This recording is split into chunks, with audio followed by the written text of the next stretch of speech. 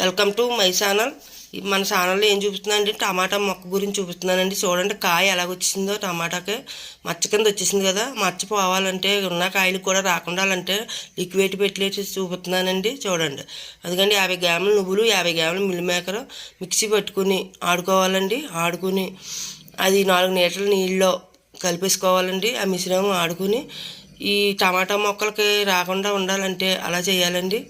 టమాటాలకు కూడా మచ్చలు కింద రావు కదా, అందు గురించి అదిగోండి 4 లీటర్ల నీళ్ళు తీసుకున్నాను కదా, ఆ నీళ్ళలో కలిపేసుకోవాలి. ఆ మిశ్రమం 50 గ్రాముల బెల్లం కూడా వేసి కలిపేసుకోవాలి. ఇది పార్ట్ 1 వీడియో అండి.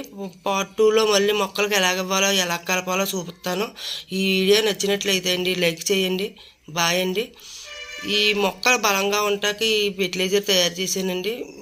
టమాటా మొక్కలకి ఎంతో బలాన్ని ఇస్తుందండి ఈ లిక్విడ్ ఫెర్టిలైజర్. ఎలాగ ఇవ్వాలో మీకు మళ్ళీ తర్వాత వీడియోలో చూపిస్తాను. అంతేనండి.